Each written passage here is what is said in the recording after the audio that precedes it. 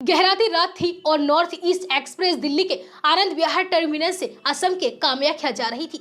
तभी अचानक एक जोरदार झटका लगा और ट्रेन की कई बोगियां बेपटरी हो गई और 3 बोगियां पूरी तरह से पलट गई। देखते ही देखते वहां अफरा तफरी का माहौल पैदा हो गया। चारों तरफ से महिलाओं और बच्चों और बुजुर्गों के चीखने चिल्लाने की आवाज आने लगी। इस हादसे में 4 लोगों की मौत हो गई जबकि करीब 80 लोग घायल हो गए। दरअसल ये दर्दनाक हादसा बिहार के बक्सर में बुधवार रात 10 बजे हुआ। इस हादसे में अपने को खो देने वाले एक परिवार की बेहद दर्दनाक भरी कहानी भी सामने आई है। तस्वीरों में नजर आ रहे इस परिवार ने ट्रेन में चढ़ने से पहले दिल्ली के आनंद विहार रेलवे स्टेशन पर एक सेल्फी ली थी। अनहोनी से अनजान परिवार अपनी आखिरी तस्वीर में मुस्कुराता हुआ नजर आ रहा है। इस तस्वीर में मौजूद शख्स अपनी 2 जुड़वा बेटी और पत्नी के साथ एक सेल्फी लेता दिख रहा है। कुछ ही घंटे बाद बिहार के बक्सर में आते आते इस तस्वीर में दिख रहे 2 शख्स का सफर हमेशा हमेशा के लिए थम गया। माँ बेटी की इस ट्रेन हादसे में दर्दनाक मौत हो गई। मां का नाम उषा भंडारी और 8 साल की बेटी का नाम अमृता था। ये परिवार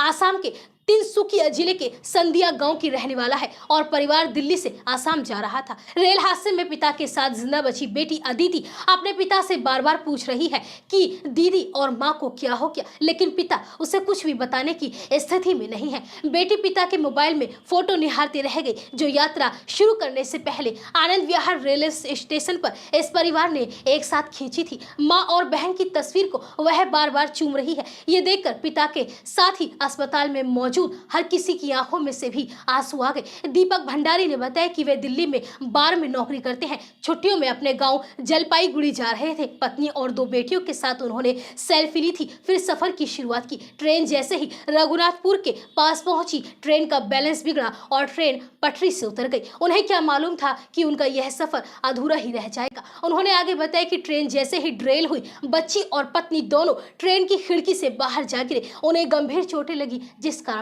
उनकी मौत हो गई। दिल्ली से घर के लिए 4 जन चले थे, अब सिर्फ 2 ही रह गए हैं। डॉक्टर्स ने दीपक और बेटी अदिति की हालत फिलहाल खतरे से बाहर बताई है। वहीं महिला और बच्ची का शव ब्रह्मपुर रघुनाथपुर के सामुदायिक स्वास्थ्य केंद्र में रखा गया है। आगे की कार्यवाही की जा रही है। दीपक भंडारी और उनकी बेटी का ब्रह्मपुर रघुनाथ स्वास्थ्य केंद्र में ही फिलहाल इलाज चल रहा है।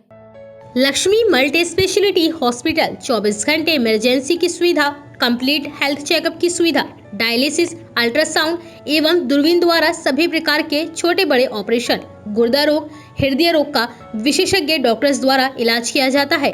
स्त्री रोग विशेषज्ञ। हमारा पता है गंगानगर, बुलंदशहर।